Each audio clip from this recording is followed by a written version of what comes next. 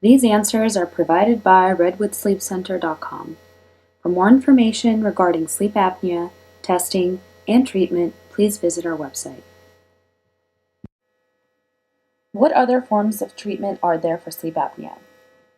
There are other treatments which unfortunately are not very effective, but they are better than no treatment at all.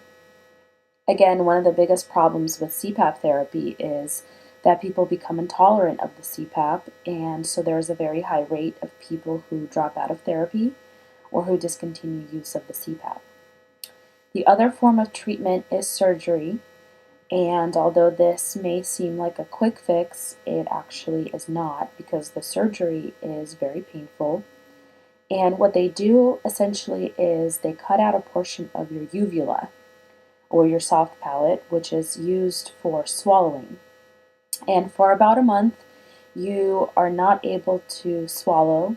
Swallowing is very painful, any liquids, any food, even your own saliva. It is a throbbing, constant pain, and it is something that is hard to deal with, especially if you are a busy individual who is looking to go back to work very quickly. The one good thing about the surgery is if you are looking to drop weight, you will drop the weight because you are going to be on a very strict diet. It is very hard to swallow. The main problem with the surgery is they are going to be cutting out a natural part, a natural regulator of your physiology. And one of the main things the uvula does is it regulates the production of saliva. So when we no longer have that function, some people develop an accumulation of saliva, and people with other neurological problems can even drown, and this could actually be fatal.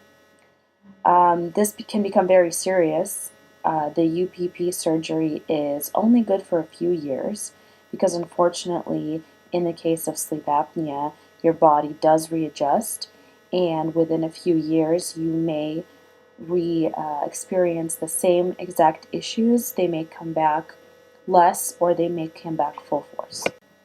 Another form of therapy that has actually gained quite a bit of attention in the past couple years is the use of dental devices.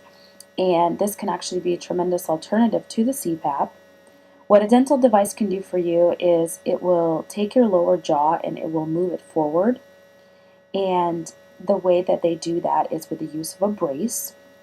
There is a few complications, one of them being a TMJ, which could be a little bit painful, but that's actually quite rare.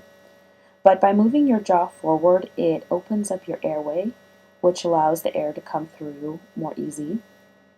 This procedure, however, only works for those with obstructive sleep apnea. It does not work for those that have complex sleep apnea because in complex sleep apnea there is no physical obstruction.